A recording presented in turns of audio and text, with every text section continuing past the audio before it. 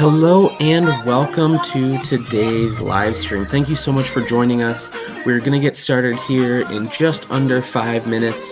If you could do us a favor and put in the comments where you're joining from.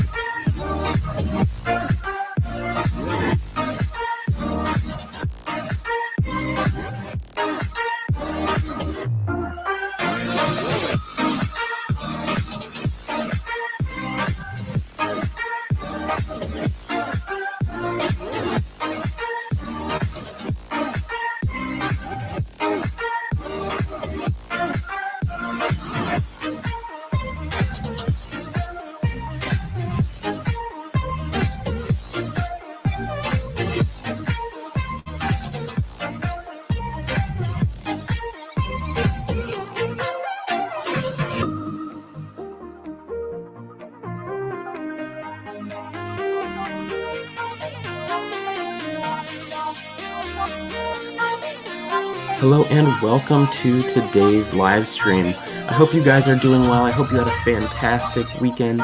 If you are just joining us, go ahead and let us know where you're joining from in the comments below.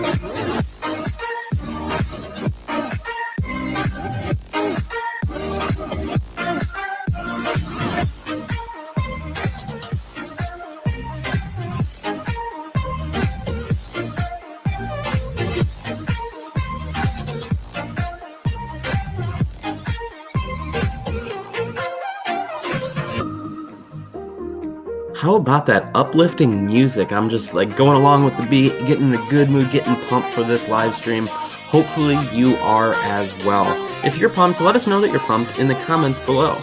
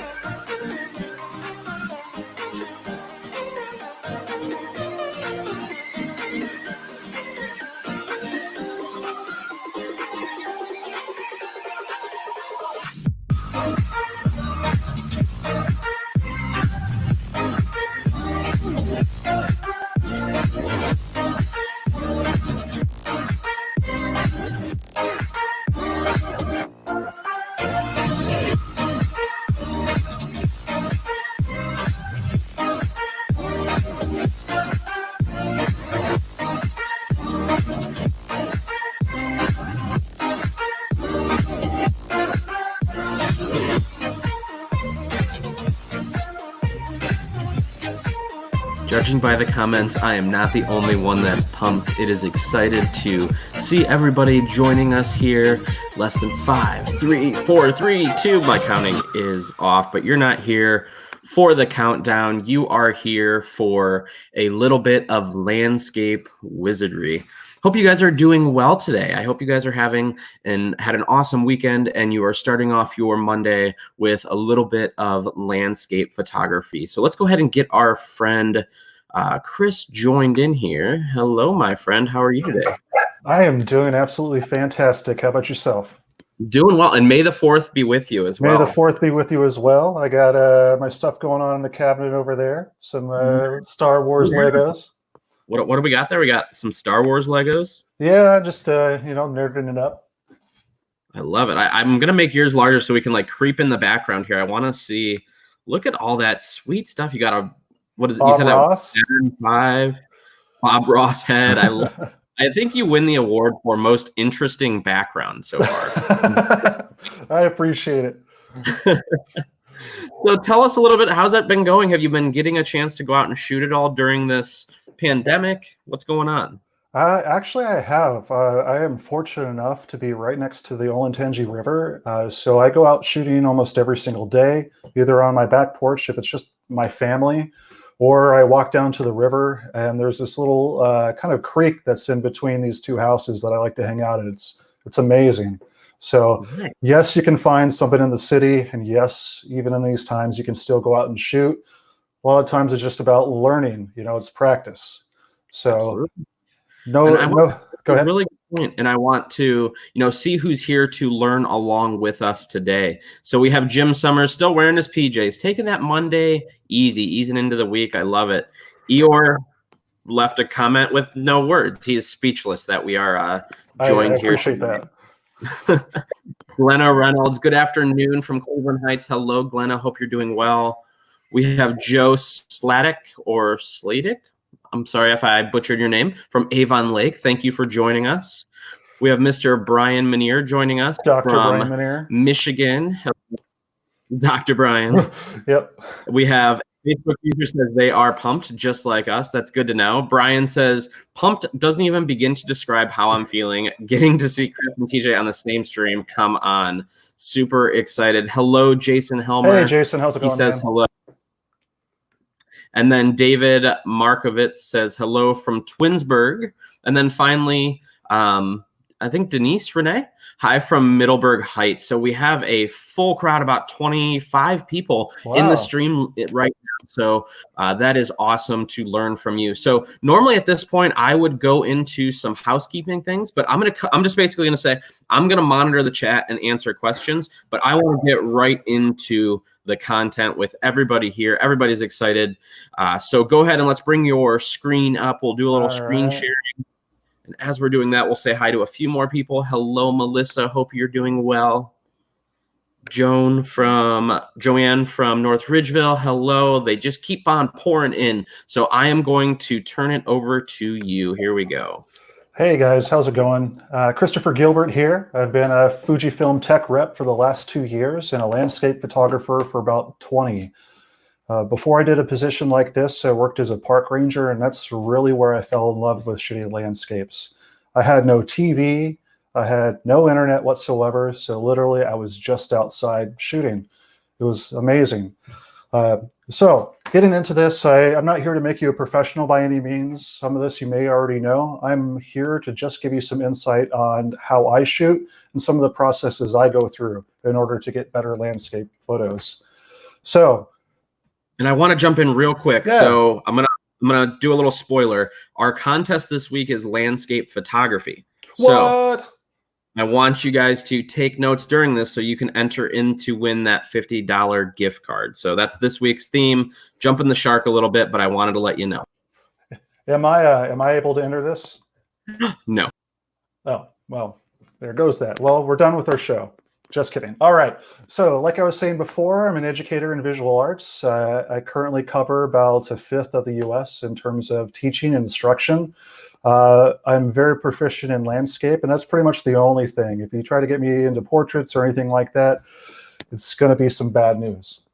So the items that we're going to be covering today, we're going to be covering some of the equipment that I use. Obviously, I work for Fujifilm, but it doesn't require a Fujifilm camera, but I will be primarily talking about that. Some of the techniques I use, and if we have enough time, I'll go into some composition techniques that I recommend.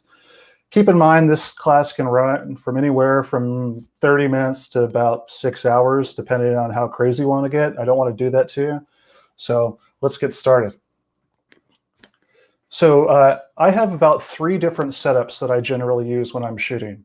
So I have my big print kit is what I call it. I also have my everyday kit in terms of adapting lenses, and I have my everyday kit in terms of shooting with X series lenses. So when I choose a lens, I try to cover almost all the ranges, or at least the ranges that I know I'm going to use. I try to tell people you don't need to buy every single lens in the book in order to get a good shot. Look at your metadata, look where you're putting your focal length at, and invest in that. You know, I don't shoot a lot of telephoto. So I do have one telephoto lens in here, but it's not our premium lens. So I'm not going to spend $3,000 on something I'm going to infrequently use. If there's a specific shot that I want to use, yes, I have demo gear, but traditionally I just rent. So right here I have the Fujifilm GFX 50S. This is a medium format camera, 51 megapixels, a little bit larger than full frame, about 50%, 60%. I have three lenses. I have a 23 millimeter, which equates to about an 18, a 32 to 64, that equates to like a 25 to 51, and 100 to 200, that equates to about a 70 to around 160, or an 80 to 160. So traditionally, I use the first two lenses there. I'm just a wide shooter. I like getting really close to my subjects, so I put my money in those two lenses. So I use that when I'm primarily making a large print. If I have an intention in order to either make a print for a client, or I know I'm going to fill the wall, kind of like the print that I have back here behind me. The camera that I take every day is now the X-T4. That was released actually coming up in the next couple of days. I think a week from today it'll be available. I fell in love with this camera. I've been shooting since the X-T1. Every generation of X-T series has gotten better and better. And I find this one has finally hit the nail on the head where I feel comfortable hand holding. I feel comfortable not having to use a grip. So for me, fantastic, absolutely love it. So there's a little typo on the screen right here. You can see it right there. I don't have the 50 to 140. Traditionally, I use the 55 to 200. I try to be as small as possible. So the lenses that cover my range in this particular setup, I have a 10 to 24. This probably stays on my camera 90% of the time. Again, it depends on your shooting style. I know Brian likes to shoot a lot of telephoto. That's his style. So these are more recommendations. There's no right or wrong landscape lens, but I will say my style of shooting, I like to get really close to small subjects and make them look large. And we'll talk a little bit about that once we get to composition. So the mid-range lens, the 16 to 55, that's kind of like a 24 to 78 range. You know, that sounds like a good all-arounder, and I use that every once in a while, but traditionally I'm going to use the 10 to 24. And last but not least, like I was saying, the 55 to 200, this guy right here, I choose it for size over the 50 to 140. It's roughly around a third of the cost. So I don't use it that often, so I don't buy an expensive lens. So like I said, I put my money where my Brian's commented about the telephoto, absolutely. So I use it, like I said, every once in a while, but not that often, maybe 10% of the time. So this is my adapted lens kit. So this isn't a necessity for landscape, but traditionally, if I'm going out shooting and I don't know what I'm going to be doing, I'm a huge fan of manual lenses. You know, I have a Leica film camera and I have a Leica digital camera. All these are M mount here. And when the X Pro 1 first came out, we introduced this adapter that allowed me to use all these lenses. And so this covers my range almost exactly what I need. Yes, you do lose a little bit in terms of field of view, just because it's an APS-C sensor versus a full frame sensor, but I've never found that to be an issue. Again, going back to the X-T4, the reason why I choose this over, say, our X Pro Theory X100 lineup is mainly because I'm left-eye dominant. Not a lot of people think about that when they're shooting. So if I was right-eye dominant, this would be a great source in terms of shooting, especially for a rangefinder camera. I've got a really big nose, so I shoot left eye. So that's why I use the X-T4. And the benefit of using our system is you're not really getting a degradation of image quality by choosing one or the other. You kind of get the options of both. So that's kind of the camera talk. So, I usually pick something that I like, pick a focal length that I like, and nowadays, smaller the better. You know, I've shot every camera system except one. I found that this works best for me. It may not align what you want. This doesn't have to be the answer, but there are a lot of tools within these cameras that make it easier for landscape photography, and that's why I choose to shoot this system. So primarily, this is what helps me in terms of shooting. There's HDR out there, multiple exposure blending, luminosity max, all these type of things. And yes, you can use those. And yes, I use these in conjunction of what I have. But traditionally, I like to get it right in camera as much as possible. I get the question a lot, RAW or JPEG, RAW or JPEG. And traditionally, it really depends on the scene. With these tools that are here, I primarily, surprisingly enough, shoot JPEG because there's a lot of film simulations that I like that can't be implemented within Capture One, Photoshop, Lightroom, whatever you're using. It will get close, but it won't be exact. So I know Brian's a big fan of the Nisi system. I've been using them for the last 3 or 4 years. I found them cost effective in comparison to, say, Lee filters, which I have as well. I pretty much sold a kidney in order to get these filters, and now the price has gone up even more. So this additive filter system allows me to screw on multiple different lenses. There's these adapter rings right here. There is a built-in circular polarizer on the front here, so I can rotate said filter to reduce reflection on non-metallic surfaces, water, glass, and I'll show you a little video on the next slide. Next is primarily what I use almost exclusively. I have about 10 graduated neutral density filters, but I use about 4. So I use a 3-stop soft filter or a 2-stop soft filter. In this case, this is a 3-stop. So it says 0.6, but it's a 0.9. So I traditionally use that to equalize the sky versus the foreground. And you've encountered this before, especially if you're using a cell phone. Phones now have to use computational photography in order to compensate for foreground and sky. But traditionally, when you try to expose the foreground correctly, the sky is overexposed. Vice versa, if you try to expose the sky correctly, now the foreground is too dark. So because this is darker on the top part of the frame, this is where I'm going to put the sky. I can limit the light coming in through the top to get a better exposure than I would traditionally would. So yes, you can do bracketing, which I'll talk about later. Yes, you can do HDR in camera, and this will compensate for it. But there's a lot of negatives on that too. Ghosting, I'm taking multiple images. I'm trying to blend that together. Or I'm trying to do multiple exposure blending in Photoshop. That's going to take time. This isn't right or wrong. These are the tools that I use because I find this to be fun trying to get these in camera. So I have a hard and a soft filter. Soft filter is going to be if there's any trees coming over the horizon line. It's just a softer graduation in terms of the neutral density here. This neutral line right here, and sorry, definitive line, that's going to be if I have a flat surface. If I'm photographing at the beach, there's a definitive horizon line. I'm going to put the lower section right at where the horizon line meets. The upper section is going to be for the sky. The next one is my favorite to say because it's incredibly long. It's a graduated reverse graduated neutral density filter. So the difference between this and this other one right here, as you can see, it's dense here in the middle. And as it goes up, it tapers off to less density. So it goes from about 3 stops to about a stop of density. The reason why is traditionally when I'm photographing a sunset, the sun's going to be at the horizon line, and that's where it's going to be most dark, right? As it tapers off to the top of that, however, I want it to be less dense because I don't want the top of the sky to be really, really dark. So that less density gives you a neutral sky or very even sky. So that's my favorite filter. If you're looking at this system, I have 2 DC systems now. I'm actually trying to buy a 3rd one, actually from our friends at Pixel Connection, and just a smaller one for my smaller setup. But hands down, it's been a benefit to my style of shooting. This other one here is going to be a solid neutral density filter. So this one's going to cover this entire range right here. While these are met with the expectation that I'm going to slip this down and rotate this left or right to meet the horizon line and move the filter up and down in order to see where will actually be the most benefit. And you're going to visually see this in your viewfinder. That's the benefit of mirrorless cameras. I have pretty bad eyesight, so I had to give up SLRs maybe about 5 years ago. But hands down, it is nice to see that my exposure is changing and I no longer have to meter for the sky, meter for the foreground, and pick my corresponding neutral density filter.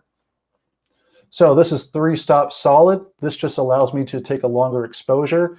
And you'll kind of see in the following slides, I usually use about 2 or 3 filters per shot. Now, My tripod setup, some people like tripods, some people don't. Some people think it slows them down. I like to use a tripod because I do want to slow down. You know, it's very intentional. It's very cathartic. You know, I don't go out there in order to get a shot for Instagram. I go out there because I want to enjoy nature and I want to be present. And I bring the camera along with me because I want to make something memorable that other people can appreciate. And if they don't, at least I still have that experience along with me. So I do have a Manfrotto carbon fiber tripod. I chose that because I backpack quite a bit back from my park ranger days. So this whole collection right here weighs roughly around 4 or 5 pounds. So pretty light in comparison to some of the heavier steel or magnesium.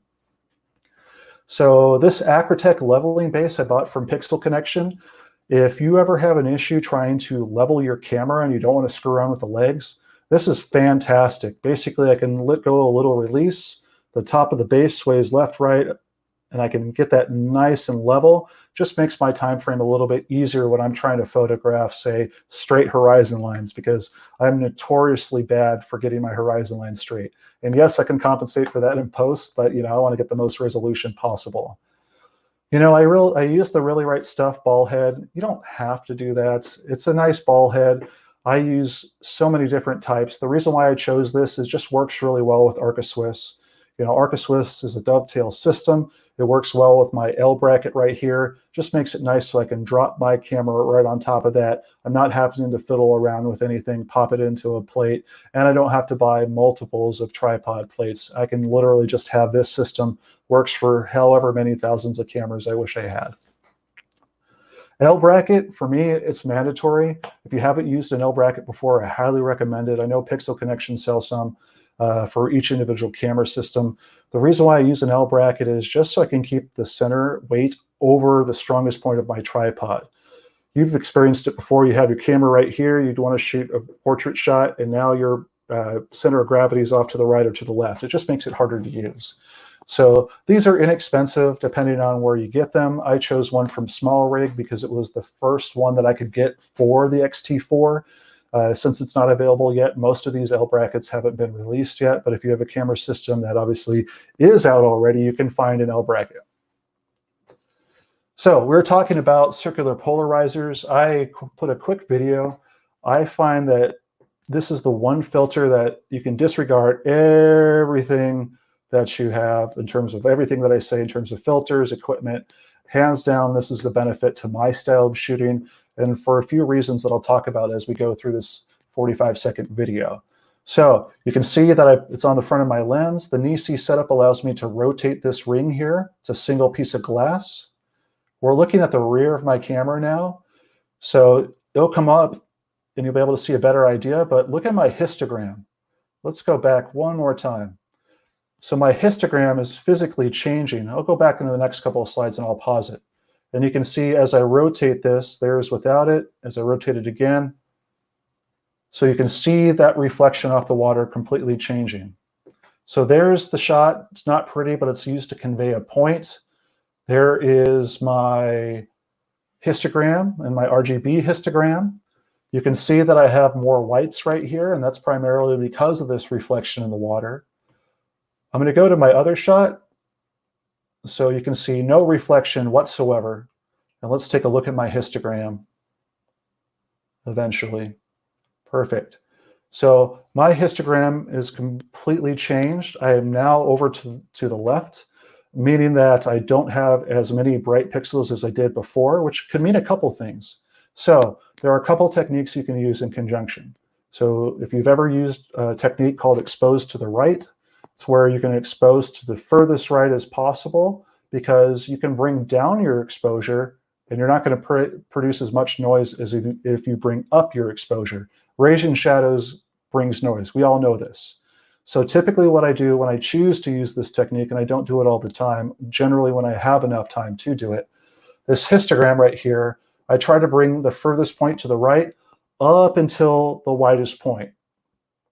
It's going to look overexposed in your viewfinder, but again, this is all representative of the image results that you have on your screen.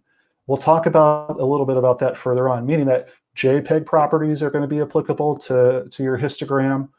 The circular polarizer is going to be applicable to your histogram in terms of what it can use.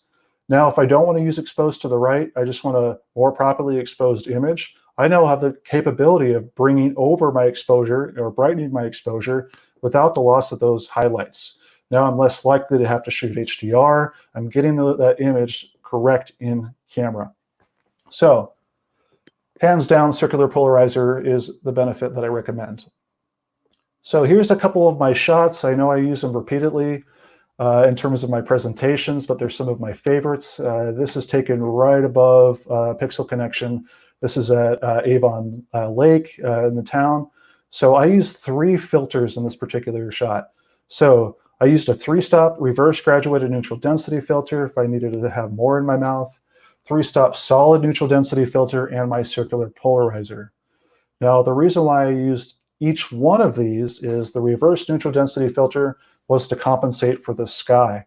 So the sun was setting, it was brighter towards the horizon line, and so let's go back. Let's see if I can do that. One more. There we go. So I put this filter right here. This is where the horizon line, and as it tapered off to the top of the image, I wanted less density, allowing for the sky to be fairly equal in terms of exposure. Now, my neutral density filter has a color cast to it, and you can probably see it in this image.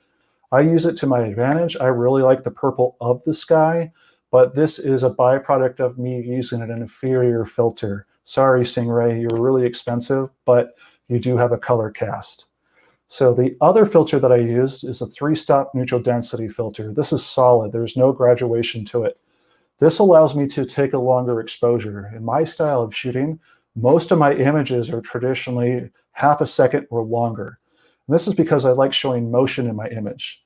Could be right for you, could be wrong for you. It really doesn't matter. But for me, I like the feeling of showing motion because it gives me a sense of being there. So this is a 13-second exposure. The neutral density filter allowed me to take this 13-second exposure. And the reason for this is I wanted to create a calm, serene image. I wanted the water to look very, there's a word that I'm thinking of that I can't remember, serene. There we go, for the lack of better terms. Now, the last but not least is that circular polarizer. I use that to create more contrast around this singular rock.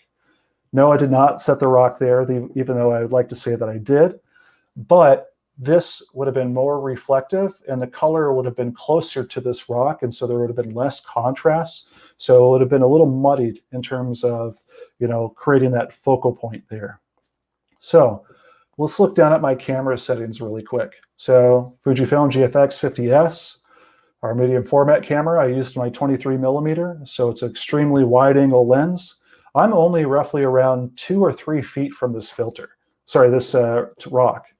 And so the benefit of a wide angle lens is I can get very close to my subject and I can exaggerate it. This rock looks fairly large, but it's only around 6 to 8 inches in length as far as I remember. It's been over 2 years now. So the reason why I chose this aperture value, f26, traditionally people say don't go over 22, but again, you got to think medium format. Larger sensor, I have the better capability of going to a larger aperture number without getting diffraction. We'll talk about that too. So the reason why I used f26 and why I choose an aperture at any time is I look at my closest subject and my furthest subject that I want in acceptable focus. So there are other techniques that you can use, and we'll talk about that in a little bit. But for me to get it in one shot, there are techniques inside Fujifilm cameras that makes this easier for me to instead of guessing this. But closest is the rock here. I'm trying to point to the screen and you can't see my finger. So right here to here, f26 expanded my depth of field enough for me to get both acceptably sharp. Didn't care about the horizon line back here because it's going to be soft anyway. So 13-second exposure. I'm at my base ISO 100 because I was met with the expectation I'm going to make a large print. So I want to make a print that's 40 inch by 60 inch with this, and I want it to be heavily detailed, and I want as little noise as possible. Here's the thing. If you're only sharing this on, Facebook, Instagram, television, you're showing your friends, don't be afraid of using whatever ISO you want. It doesn't matter. So the smaller the image is, the less obvious noise is going to be. And I have shots that I'm taking at 6400 ISO, 12,800 ISO, because I'm okay with noise in my picture if I'm able to convey the emotion that's within the image that I want. So the noise, it might add to the scene, it might detract from the scene, but typically if I've created a good image, no one really going to say anything about it. And if they do say something about it, it's going to be another photographer, and they're not going to buy your image anyway. Next one, so you'll see kind of a continuing presence as far as what filters that I use. 3-stop neutral density filter, 3-stop solid neutral density filter, circular polarizer. Again, I'm very close to my subject. This is roughly only around a foot for me. I use the graduated neutral density filter here, right here for the sky. Yes, this is a JPEG again. I also use the solid neutral density filter. This is a 2-second exposure. So I'm using the XT2 here, so it's an APS-C sensor. So I'm using f16. If I go above f16, I am going to get diffraction. Again, we'll talk about that in the next couple slides. But this was the highest f-stop I could use to maximize my depth of field to get the closest subject in focus and the furthest subject in acceptable sharpness. And in fact, that's what I have in the wall behind me, the same exact shot. So APS-C cameras, no problem whatsoever in making a 40-inch by 60-inch print. I absolutely love it. Now that circular polarizer I used to reduce the reflection here because I wanted to create more contrast between this highlight of these lights and the darkness of this little puddle here, because this was kind of my focal point. So let's look at our settings again. I'm using XT2. I'm using the 10-24 lens, an ultra wide angle lens. I'm at f16. I'm using 10 millimeters. That's the widest angle possible on that particular lens because it allows me to get extremely close to my subject. And as we all know, the wider the angle, the larger the depth of field I'm going to actually have. So it makes it easy with a similar aperture value comparative to a telephoto lens. ISO 200, that is the base ISO on the XT2. That was going to give me the best image quality at the time, and 2-second exposure because I wanted to create that kind of serene feeling back in the water back there again. So again, this is all just talking about gear. So that's the neutral density filter. That's a circular polarizer. That's the L bracket. Let's get back to these slides and get to some techniques. So if you look at my images, I have an affinity for water, and the main reason it's an easy way to show motion. And so a lot of people say, oh, this is the easiest thing to photograph, and it's true. A tripod, or if you have a camera with image stability, that's fairly good, like our XT4, 6.5 stops of image stability. You know, I try to be a little bit longer than a 30th of a second. Now, I drink a lot of coffee.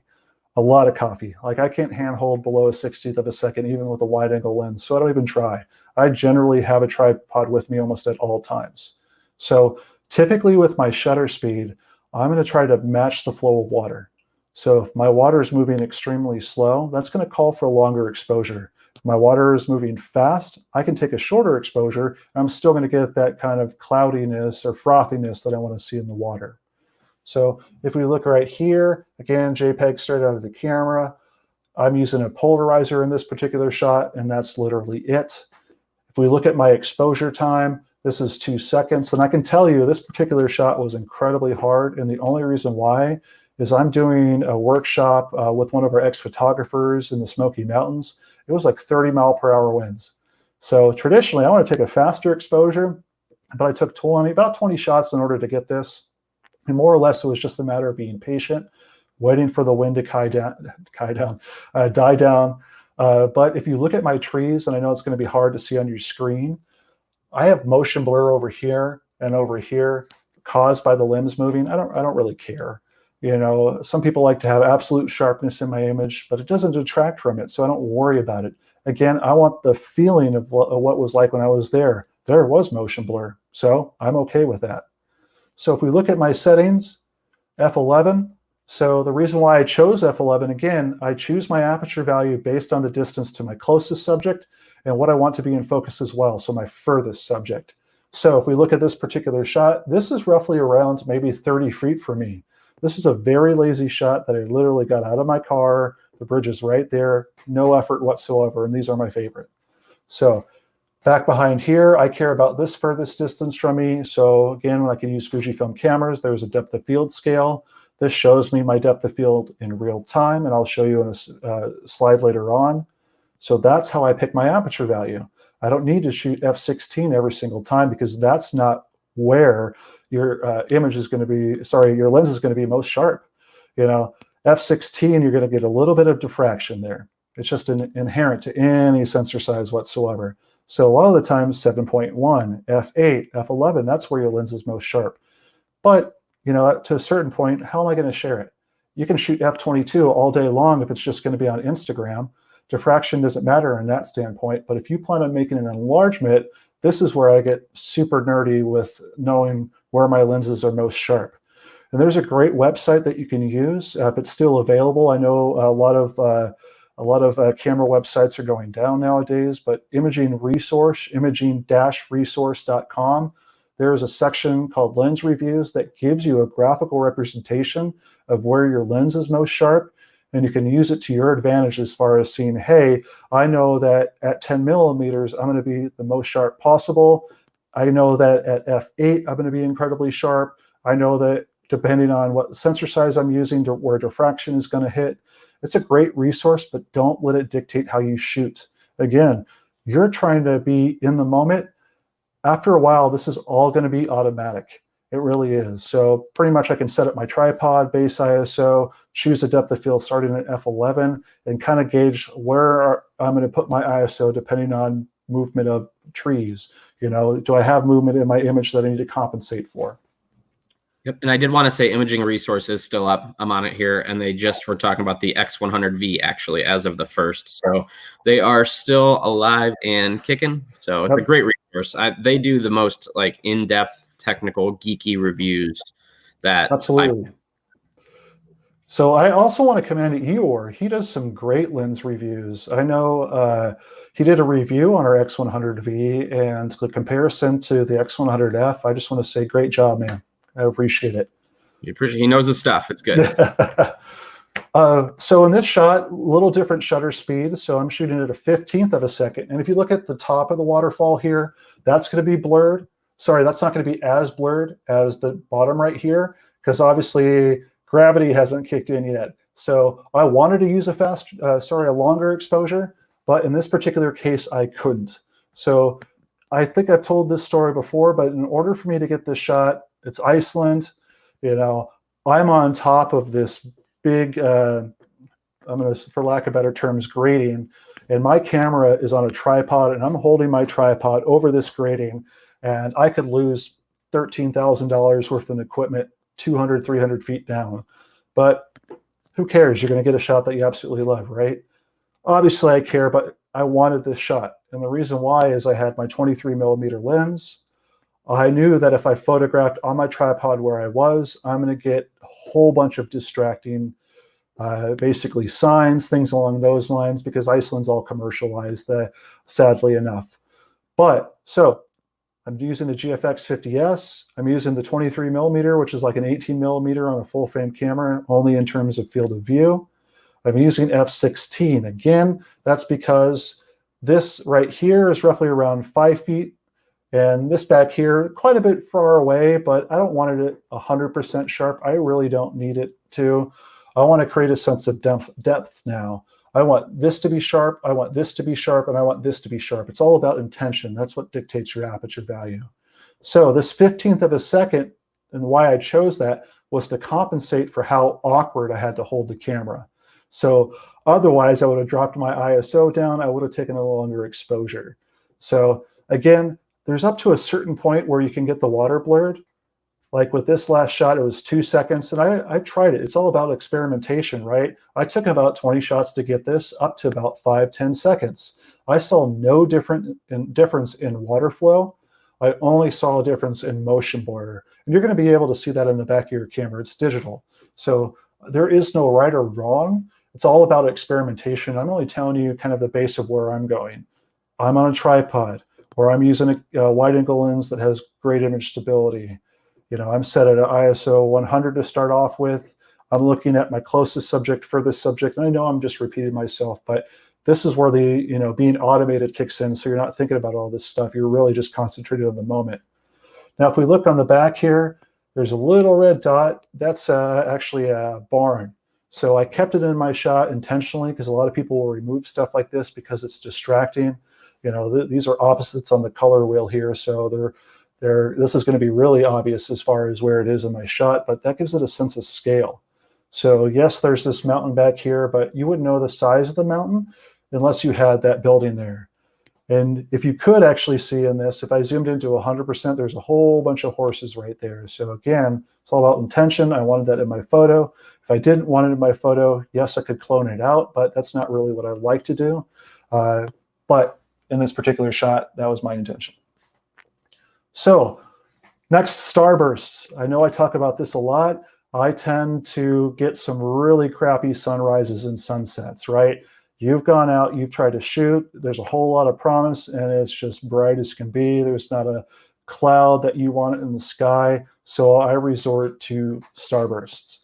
So again, I'm on a tripod. You'll see kind of a theme here. So traditionally, creating these starbursts, this is one of the only times when I'm willing to, stop down as much as possible in order to get that shot. So traditionally, when I'm shooting and I'm not shooting into the sun, I won't do this. But if you look at my settings down here, I'm shooting at f20. So diffraction, yes, my image is softer than if I shot at f11, but I have these nice crisp lines. And the number of these lines will be dictated by what lens you use, meaning that how many aperture blades within this lens. So let's see, 5 aperture blades yields about 10. Basically, you want to have an odd number of aperture blades. The reasoning behind it, no idea. I don't want to pretend like I know everything. All I know, the easiest way to know how many points you're going to get is take that odd number and just double it. So I'm going to get 14 points of light here. I know that on my 10 to 24, it's a 9-bladed lens, so I know I'm going to get roughly around 18 points of light. And I don't want to count it here. I don't want to pretend like I'm going to count it here, but you can kind of get the idea. Now, I had to move myself in this particular shot because you need a pinpoint of light in order to do this. And I'll show you on the next slide what I mean. So we've seen this before. We've seen light coming in between the leaves, and it creates that little hot spot there. I'm waiting at the right time because there's some times when I can't use a tripod. I got to move enough in order to get this. For this particular shot, I set up my tripod. I was looking at the trees. I knew that they were swaying back and forth. And again, it was trial and error. The tree moved just right. It lit a little in past that, moved a little bit of light and let that light in past that point, allowing for that pinpoint of light. And that's how I got this starburst here. Now, again, I'm using the 10 to 24. I'm at f20 like we talked about. This is stop down in order to get that pinpoint of light. I'm at 1/60th of a second. And the only reason why is because in this particular shot, I'm hand holding. And the reason why is because I'm really low to the ground, so low that I wouldn't be able to see the back of my screen in order to compose my image correctly. So I'm at ISO 500. This gets me a 60th of a second. And like I talked about before, a 60th of a second is the longest I can hand hold. Now, another cool thing with wide angle lenses, and you can see in this particular shot, these trees are only roughly around 15 feet to 20 feet. But anything further away from the camera is going to look much smaller, and it give you that sense of grandiose scale. So I can make the trees look huge if I wanted to. It's fantastic. I know Brian loves to do these shots too in terms of having a whole bunch of trees. I want to create the idea that these are 200, 300 feet tall. It just gives you a completely weird sense of scale. It's absolutely fantastic. So here's what I was talking about. I was up at Pikes Peak in Colorado. That's where I'm originally from. Pikes Peak opens up for sunrise shooting only 2 times per year. So there's like 100 photographers up there because they said they're going to close it after this point because the first time no one came up. But you can see the sun came over this horizon point, and it's no longer a solid point. There's quite a bit of it, and it's diffused by the clouds in front of it. And that's why these points of light are as definitive as the other. So also, I got to pay attention to what filters I'm using. And so the reason why there's a little bit more foreground than what I would like in this image is because I had to point my camera downward because of the hot spot that was created from the filters that I was using. That's the downside of using some of these filters. Now, there are techniques to compensate for that, and I will talk about that, but I didn't use it in this particular shot because I've got no time to really set this up. I don't want to take off my filters and try to blend exposures later on. It looked decent on my screen. So I'm using the 10-24 lens, and I wrote down that I'm using f14. These rocks are roughly about 5 feet from me. This is where I wanted most in focus because this is basically Colorado Springs below this. You're at 14,000 feet above sea level. It's pretty freaking crazy. And this whole cloud bank came in that really looks like I'm just in the ocean. And so we'll talk about composition a little bit here, but I was lucky enough that these kind of aligned for me to create this little zigzag towards my focal point. And there's actually two. If you can see full screen here, you got a couple people there that, yeah, I could have photoshopped out, but it gives, once again, it really gives you that sense of scale. And that's why I like leaving in these little anomalies. I like to have a clean background. I try to get rid of distracting stuff by positioning my camera, but in this particular shot, it actually worked for me. So I was talking about in my last slide, I get a lot of sun flares sometimes when I'm photographing with those filters directly into the sun. So I traditionally, if I have to blend my exposures together, this is a raw image, 2 of them put together. And the reason why it's a raw image, because I had to blend the exposures together. Not necessarily because of the large dynamic range, but because of the amount of sun flare I got from said filters. So all I did was take my shot with the filters. I put the darkest point over here. You can kind of see the dark point of where my filter was to begin with. And I had a huge sun flare right about here. So all I did was take another shot with my thumb right over the sun, took that shot, blended it in post, and it took me roughly around 20 seconds to blend that image. I've worked in Photoshop for about 20 years. It's fun, but I like to go shoot. But that's just another technique. If you're using filters, you have sun flares, you don't always have to get it right in camera, but just think about it. How am I going to get this shot if I have distractions like that? Is it okay for me to take another shot and blend it in post? If you don't know how to do that, billions of YouTube videos out there. You can send emails to anybody at the Pixel Connection. They're a great learning source. Brian's a great landscape photographer. One day I'll be as good as him. It's just another tool to have in your tool belt. So hand holding, I know I talk about that a little bit. I'm primarily a tripod user, and the reason why is that's where I get the best image quality possible. You can be at the lowest ISO possible, which is going to give you the least amount of grain. But there's a technique. I want to use a slightly faster shutter speed than what my focal length is. And you're going to incorporate your crop factor here too. So in this particular shot, and I'll go through the slide here, it'll make more sense, I promise. So I'm using my 16mm f1.4 lens. That was the first lens that I bought from Fujifilm. Absolutely loved it. Actually, if you want me to be honest, this is the shot that made me fall in love with Fujifilm. And the reason why is I literally had to do nothing with it. This is no filters whatsoever. This is just straight out of camera. This is shot in Velvia, or what I like to say is Velveeta. It gives me the greens that I want, that saturation that I want, and the sharpness that I want. For me, I had nothing like this before when I shot some of the other systems where I didn't really have to think, what am I going to do in post? I could look at it and be like, well, I'm already done. And that just makes it either sweet, I got something I can share instantly straight out of my camera. All right, back to the shot, I promise. So 16mm lens, I chose f7.1 because the focal point that I wanted was right down here. Again, this wide angle lens doesn't give you the sense of scale in this particular shot, because this is roughly around 200 or 300 feet down. I'm in Uray, Colorado. So right down here is a river, some rapids right here, these two trees on these sides right here, and this fog in the background. So I had to handhold this shot because once again, I'm awkwardly holding it over a ledge in order so I don't shoot my feet. So I'm shooting it at a 90th of a second. And the only reason why is because I accidentally hit the aperture ring. I was shooting at f8, and that would have given me close to a 60th of a second, but whoops, I hit the aperture ring. Only reason why I'm shooting at ISO 800, again, don't care. Yes, there's going to be noise, doesn't detract from my image, nor will it detract from yours.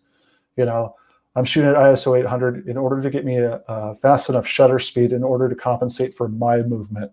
It's not going to compensate for the movement of the subject, but luckily for me, there isn't any moving subjects in this particular shot, so I don't really care. So if I was going to be shooting like Brian does, he uses longer focal lengths. He likes the 50 to 140 lens, which is kind of like a 180, 200 millimeter lens on a full frame camera. I'm traditionally going to have to use a higher shutter speed to compensate for my movement. Now, yes, there's image stability. Yes, that's going to compensate for your movement, whether it's lens stability, whether it's sensor stabilization stability, but I like to err on the side of caution. You know, again, I don't care about noise. And a lot of times it factors into, you know, we'll talk about stabilization for a second. You know, lens stabilization is great. It does compensate if you're doing pitch or doing yaw, but there's only so much it can do for up and down and left and right. So that's obviously if my camera is moving. So there's only certain aspects that it does compensate for, and I just apply that towards all my types of photography. I just, again, err on the side of caution. And like the little quote that I have down here at the bottom, it's just like binoculars, and you used them before. The more powerful the binoculars are in terms of magnification, the harder it is to handhold. The same is going to be for your lens. And this seems kind of obvious, but it's just something I like to reiterate in terms of a shooting technique. So another great technique that I like to use when I'm shooting handheld, this is in Thailand. This is a pretty long exposure. I'm about 1/6 of a second. And I left my little tripod on one of the little Uber rides that I had, totally forgot about it. I want to create a sense of motion in this shot. So all I did was put my camera into continuous shooting. And all I do is do around 2 or 3 round bursts, maybe up to 4. The reason why is I'm going to be more stabilized in the second or third shot because I'm not going to have this motion when I press down. And the last shot, I'm going to have this motion from releasing. I can try to be as smooth as possible, but you're going to get that slight little bit of motion blur. It's just going to happen. So those second and third shot gives me that little bit of buffer where there's less likelihood of movement. I'm able to take that slightly long exposure. So this is handheld. It's pretty sharp. I can print about a 20 by 30 from it. Again, the reason why I chose a 16 millimeter lens, well, the main reason is because it's the only wide angle lens that I brought. I could, let's take a look here, 1/6 of a second. ISO 800. Again, my ISO was used in order for me to get a hand-holdable shot because I know that if I went to ISO 400, I'm now shooting towards almost half a second. I'm good, but I'm not that good. I just got very lucky. This took quite a bit of shots. Again, way too much coffee, and I was up for maybe like 20 hours to 30 hours the day before, so I was pretty tired. So, some other technique I told you I was going to talk about, bracketing, and we've all used this before. So, but for me, I don't use bracketing in order to blend images. I use bracketing because I trust my histogram, but not entirely sometimes. And the reason why is your histogram is based off the film simulation or the color picture profile that you're using. And I recommend shoot next time. Shoot in your saturated color profile. These like your film simulations. These are your picture styles. And shoot in something flat. And take the exact same shot on a tripod and compare the histogram side by side. So when you look at it, it's going to be different. It's the reason why is, say if I'm using the saturated one with a lot of contrast, contrast separates your whites and your blacks, right? Well, that's going to push my histogram to the left or right, and I'm going to get an incorrect histogram comparative to what I'm going to have when I bring it into Lightroom, Capture One, or Photoshop, because that's just raw data. So for me, if I'm shooting in RAW and I'm using my histogram, I am going to use a flat profile. If I am shooting in JPEG and I'm using my histogram, I'm going to use the picture style that I have on the screen because I don't expect to edit a whole bunch of it. So for me, when I bracket, I'm not bracketing to stop, tooth stops. I'm not doing HDR in post. This is mainly just a little bit of buffer for me in case I make a mistake, because I still do that quite often. And also gives me the capability, if I choose later on, if I want to do HDR because I fudged something up, I now have the ability to do so. Because if I try to do it in camera, it's a JPEG. And I find that the JPEG HDRs in any camera manufacturer isn't that great because there's way too much noise produced by blending those 3, 4, 9 images together, whatever camera manufacturer you use. So I set up my shot, 1/3 to 2/3 exposure in terms of difference. Now, I'm primarily shooting in manual, or I'm shooting in aperture priority when I do this. And the reason why is if I shoot in shutter priority or program on some camera manufacturers, it's going to shift your aperture value, and that's the least thing you want to do. You don't want to shift your aperture value because obviously your depth of field is going to change. And that's why I choose aperture priority, or I choose in manual, just depending on how much time I have. If I have time, sweet, manual, bracket, good to go. I can see my exposure on the screen. Aperture priority, don't have a lot of time, throw it on the tripod. And I'm going to use the exposure comp real quick because aperture priority is going to get me to the shutter speed closest to what it probably thinks I need. And I just fine tune it with exposure compensation.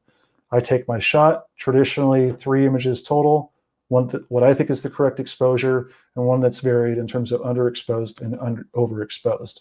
And I can look at the back of my screen and choose one right then and there that I can share, or I can go back in later on. So maximizing my depth of field. You know, I know we talked a little bit about choosing an aperture value, choosing how to figure that out in terms of depth of field. And now with Fujifilm cameras, and hands down, this is why I switched to Fujifilm, is because, I don't know, I think you can still see my mouse right here. This blue scale right here, that is my depth of field, and it changes in real time. So traditionally, when you use autofocus, when you're shooting landscapes, your camera generally just goes to infinity. Let's be honest. And when you go to infinity, you're wasting all this depth of field in front of that point. So you're not getting the maximum sharpness out of your shot. So right here with Fujifilm cameras, that's where my camera is focused. As I change my aperture value here, this blue area will expand or contract. This is going to be in real time. So to maximize my depth of field, I'm going to put this far end of the blue line right here up to infinity. And this closest section right here is where my closest focus or acceptable sharpness range is going to be. So I know on a 16mm lens on my X-T3, if I shoot at f14 or f16, I'm roughly going to get about 3.5 feet to infinity in focus. Just stuff you learn when you look at this screen. It makes it easier because before this, I have to bring out an app. I'm going to calculate. I'm going to have to measure the distance rather than just guess. I'm going to have to do all this stuff that takes me out of the scene. It's just easier just to put this on the screen. It looks good. It might look blurry because usually with mirrorless cameras, it shoots wide open, then stops down just for metering reasons. And I can press the shutter halfway down. It's going to lock in my exposure settings, and the depth of field preview shows in real time.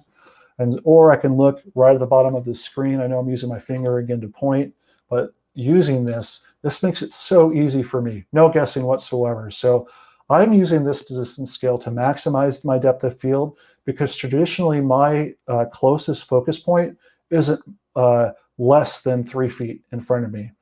So if it is less than 3 feet in front of me, I'm either going to have to go to my 10-24 lens, and I'm going to have to stop down to like f18, f20. Now you're in diffraction territory. Or I'm going to have to use what's called the focus bracketing. I know a lot of camera companies are including this as well as our camera system. This is where the camera is going to take exposures that are consistent throughout a focus range. And it's going to go in increments. Focus here, focus here, focus here. And I'm actually going to use a lower aperture number because, again, I don't have to because the camera is going to adjust its focus. And I'm going to have to use Photoshop, Lightroom. They're both technically the same program if you really want to get into it in terms of how it interprets your raw data. But it's going to mush those images together, and it's going to choose the sharpest points and create that final image. So I could take anywhere from 3 shots to 100 images, 200 images. And this is solely going to be dependent on a couple of things. What lens am I choosing to use? You know, wider angle lens and the subject being further away allows for me to take less shots.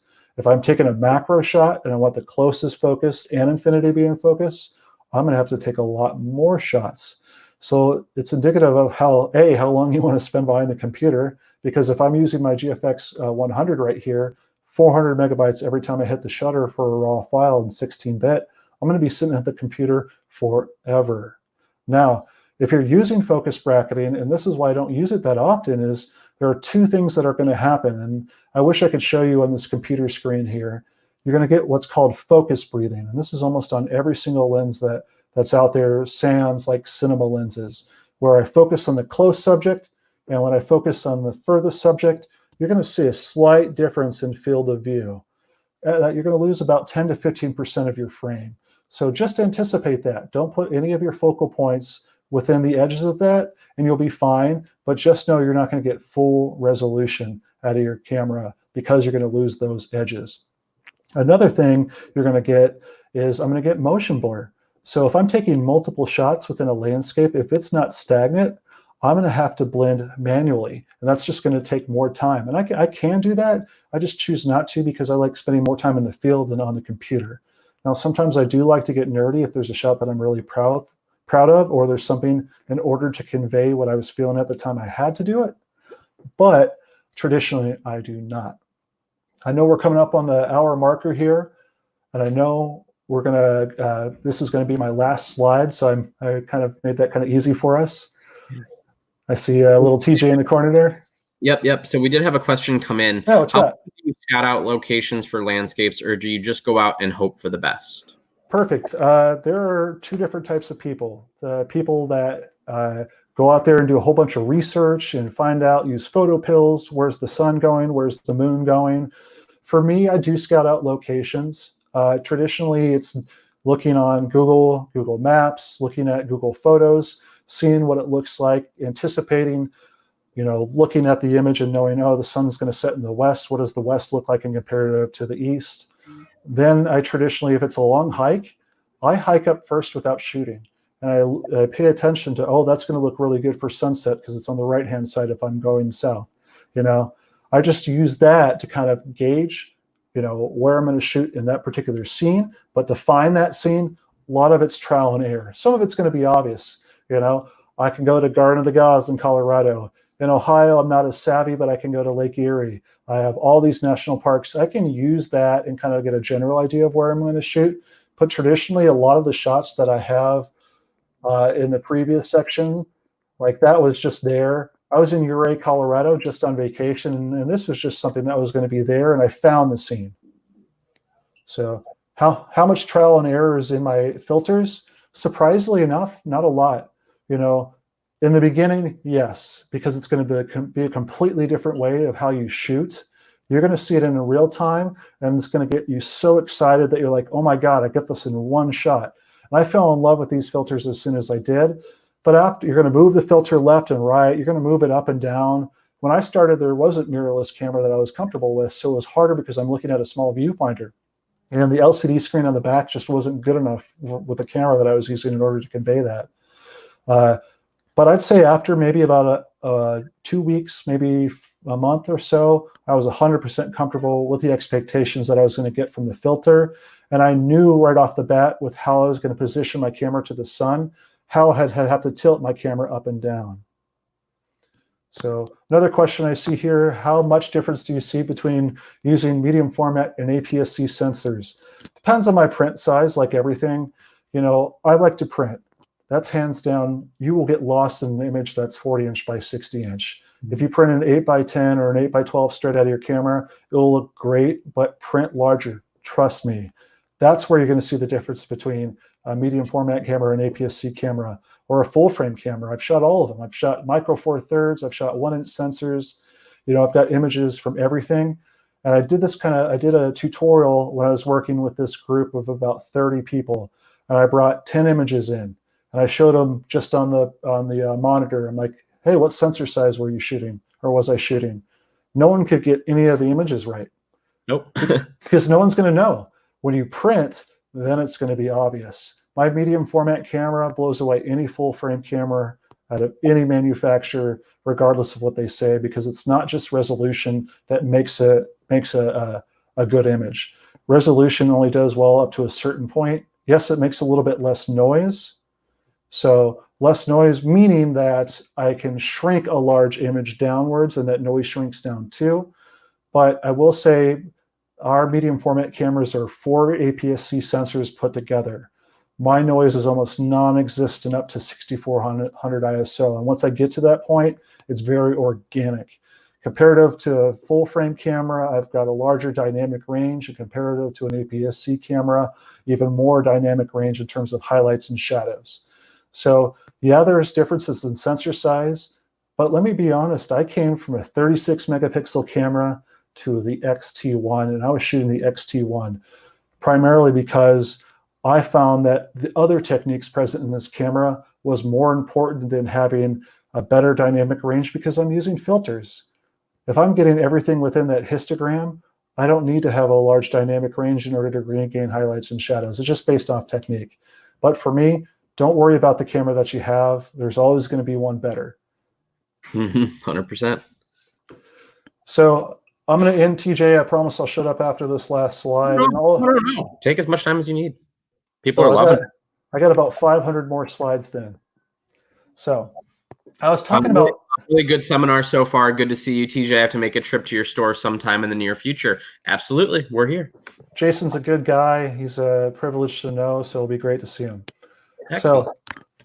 So this histogram here, we all know about histogram. It is representative of our blacks or shadows or midtones or highlights or whites. So people think that for correct exposure in the general sense that I need all my hills and valleys within that. And that's completely false. This is one thing that a lot of people push, is that I need to have 100% correct exposed image in order to have it technically correct. And this is just a falsity. If you look at some of my images, let's see here, that's not a good representation. That's not bad. If you look on the top here, that's overexposed. Let's see here, the sun is completely overexposed. Let's see, that's muted a little bit. I know this is overexposed. That's white. That's pretty much past that point on the histogram where I can't regain that information, and that's okay. Because when you look at the sun, hopefully for not a long period of time, it's going to be white. So I don't have to correctly expose that because it's not going to look natural. Same with blacks. If you look at this image, this has gone past, this has gone past the point of me regaining that information right there. And I'm okay with that again. It doesn't matter to me because it takes nothing away from my image. So only use that histogram if you need to regain details in highlights or shadows that are important to your focus point. So let's go back to that slide. 900 slides later. Perfect. So I like to shoot like this, where I have a split image. I'm shooting, this is my larger scale here. This is my focus point. This is basically a magnified view of my focus point with a little bit of a focus aid. I don't know if you can see that, but there's squares right there. Obviously my histogram and my meter. Even in this, my meter says I'm incorrectly exposed, but my histogram says I'm correctly exposed. Kind of counterintuitive sometimes. That's why when I'm shooting JPEG, you know, it makes it a little bit easier. I can base it off this meter because what I see is what I get. With RAW, highly suggest use a flat profile. And I talked about this beforehand. If you don't, once you import it to Lightroom, once you import it to Capture One, ACR, whatever you're using, you're going to see an incorrect histogram on the rear of your screen because it's still JPEG interpreted, regardless if it's RAW, because RAW is still showing you a JPEG on the camera. It needs to be interpreted by some sort of converter. And you've seen it when you've edited in post. Boom, it looks really good in Lightroom. Oh, and all my properties were stripped, so all I have is the bare data, and now I got to re-implement some of these JPEG properties. That's why when I choose to edit in Capture One, I have to reapply the film simulation that I used because that was closest what I had in my mind when I shot. I just know that the dynamic range was beyond what was capable of the camera, and that's why I'd have to shoot in RAW. But so RAW data, like I said beforehand, use a flat profile if you're going to use a histogram, otherwise it's going to work against you. If you're shooting JPEG, shoot the picture profile that you want, and your histogram is going to be exactly what you want in this particular shot. So, leaving you with what are my starting points in terms of shooting? So, aperture value, it really is dependent on how close my closest subject is and how far my furthest subject is that I want an acceptable sharpness. It's not going to be tack sharp, you know, in terms of the further distance stuff, but I'm okay with that. Again, if you have really sharp subjects in the background, it's going to look fake. And if you look at paintings, realist paintings, it looks like that too. Images in the background are softer than in the foreground. It gives you that sense of scale. But I look at my foreground, my background, and I choose an aperture value corresponding to that. And I guess. So all I do is look at that subject and say, oh, that's about 4 feet from me. Sweet. Okay, I'm looking at the far subject. That's around 100 feet from me. And if it is, all I do is look at my depth of field scale that I showed you on these last slides. This is 30 feet.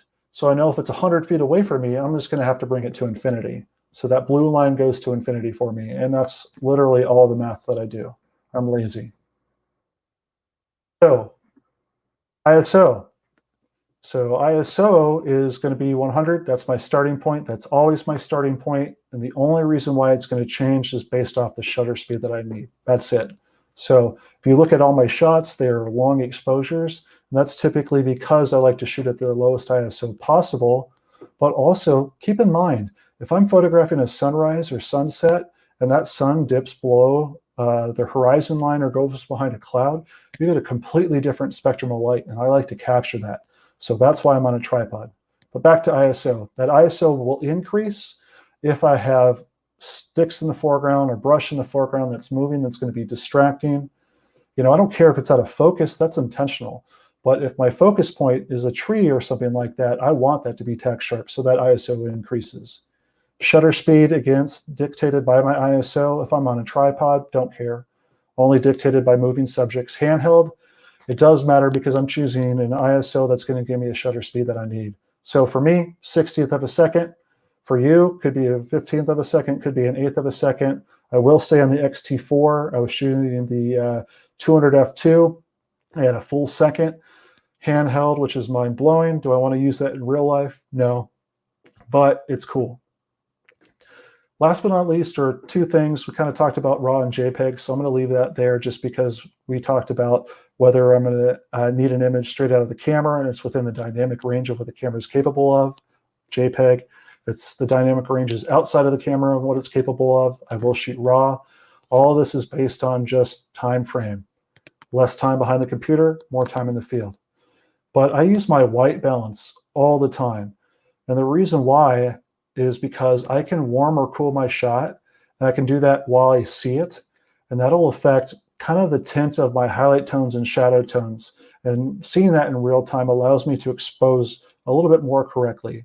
So in this particular shot that you see on the right-hand side of me, I actually added red to the white balance.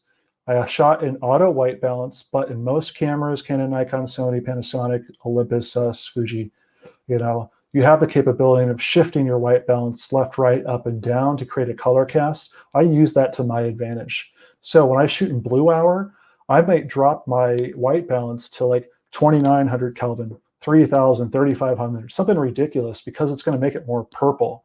And you've encountered this when you've shot in a sunrise or sunset. Most cameras tried to make that cool. I rarely find a camera that's going to give me the warmth that I want straight from it with auto white balance. So I either shoot in Kelvin and adjust my Kelvin rating to the temperature that I want or the temperature that I see, or I'm going to shoot in shady auto preset essentially, and that generally warms it up. If it's too yellow, I might go from shade to cloudy if your camera has the capability of that. But this white balance is a great tool. Depending on what picture style or what color setting you're using in camera, it will really affect the mood of your scene, whether you want it to feel cold or whether you want it to feel warm. Obviously, if I'm shooting in snow, I'm not going to bring the red out because it just feels unnatural. So I might lean towards the blue if it's not overly blue already. Or if I'm shooting in a summer scene, I might lean towards the red. That just gives me a sense of warm, so it gives you kind of a temperature feeling. I'm not talking temperature of the image, I'm talking physical body temperature. So that's basically my starting point in terms of things that I process, in terms of what I think about or did think about when I was first starting out. These are what I go through in order to get the starting point so I can just go on auto mode. Auto mean brain activity. I want to be in the moment when I'm shooting.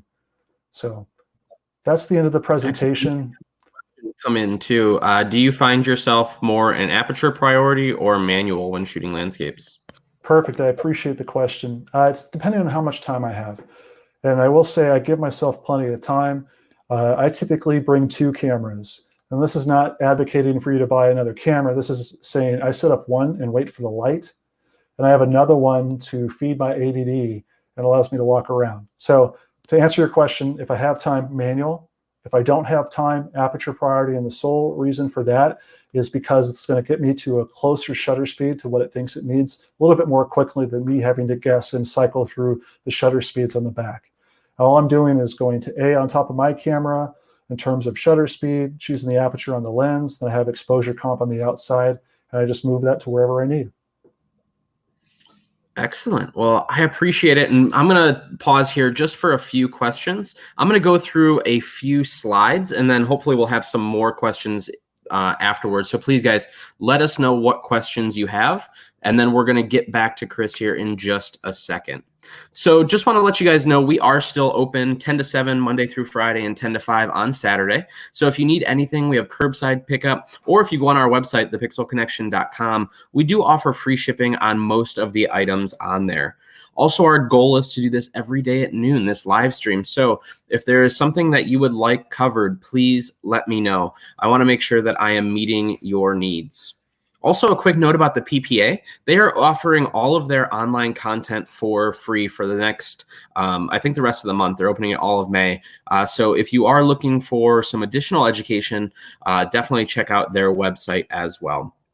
If you could do me a huge favor, we launched a podcast recently, and we are trying to get it out to as many people as possible. And this podcast is all about the business of photography. So if you go to the social.thepixelconnection.com, you'll see a link there for podcasts, or you can do a search for the Talking Pixels podcast in your podcatcher, I believe is what they would be called. But yeah, we would love it if you could download that and give us some feedback. It's all about the business of photography. We don't really talk gear there. We don't talk about this new shiny camera. This is all about the business of photography. We're going to jump over our goals since we are doing this at the end. And I want to let you guys know that we are doing PhotoFest. As of right now, August 14th through 16th, we are still doing PhotoFest. And some of the top educators in the industry are going to be there for hands-on demonstrations. Fuji will have rental gear there. There's going to be tons of things to do. It's all hands-on. And for you guys, you actually save $100 by using the code Lunch and Learn. And that code goes away when we stop doing these daily live streams, when the store's back open and all that fun stuff. So definitely want to jump on that as soon as possible, because that'll get you half off. This week's contest is landscape. So hopefully you took some notes today, and all you have to do is follow us on Instagram, the.pixel.connection, and then share your entry with hashtag pixelconnection, and actually it'll be hashtag landscape. So I got to update that slide, but hashtag pixelconnection, that will get you in the running. So I wanted to also let you know we are working with Sigma to raise money for local food banks. So if you are looking at that new shiny Sigma lens and you want to help those in need, 5% of your lens purchase will go directly to the Cleveland Food Bank. If you're in need of any additional help, we are doing our virtual one-on-one classes. So depending on what you're looking to accomplish is who you'd be assigned. Whoever knows the most about that, we will do that. So you can check out that link there, bit.ly/pixel-virtual-one-on-one, or just email us, shoot us a message on Facebook, just get a hold of us, and we can get that scheduled for you. Before we get to the questions, I wanted to let you know that we do have a full week of scheduling or of programming scheduled, starting tomorrow with Intro to Cinematography. So if you are into video, you want to get better at cinematography, definitely join us for that. On Wednesday, Tether Tools is going to be here, answering the question of why Tether. Why would you want a tethered workflow? On Thursday, my friend Aaron Anderson is going to be joining us, and he is going to be talking, I believe, about cinematic portraiture. And then on Friday, the live stream is the Friday Focus, which is where we talk all about basically the industry as a whole. So let's see what questions come in. Chris, thanks for the presentation. Great Absolutely.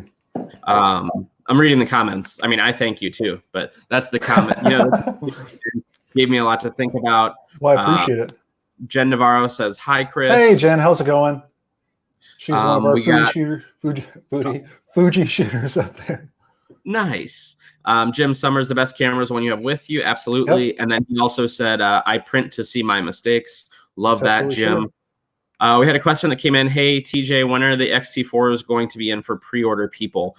So I believe right now for the bodies, it's May 11th. Don't quote me on this. And then beginning of June for the kits as of right now. So that's where we're at right now with them. And, pre-orders, obviously, they're going to go out as soon as we possibly can. How many photos can you enter in the contest each week? It is one. It is one per person, absolutely. And then we had a Facebook user that said, "Thanks, Chris. That was great." And I have to agree with said Facebook user. That was a really, that was just so much to think about. And I love the way that you approach things. It's very, I don't want to say simplistic as a bad thing, but it's easy to remember. And like you said, getting your camera can be on manual mode, but your brain's on auto mode. You set up these different ways to achieve your end goal without not being in the moment. I mean, we're there to enjoy that moment and then photograph it. And your systems, the things that you've put in place, allow people to do that. So thank you so much for joining us today. And is there anywhere online that people can follow your work? Are you on Instagrams or? I am on Instagram, but I post maybe one image every 9 years. I think TJ knows this, but let's see if I can even remember it. I think it's Christopher.w.Gilbert. I did change it recently. There's some photos of my kid on there. There's some landscape photos, but yeah, that's where you can see all my recent work. I love it, man. Well, thank you so much for joining us today. Thanks, TJ. And thank you, everybody in the crowd. Thank you for joining us. We hope you have an awesome week. We'll see you. Take care.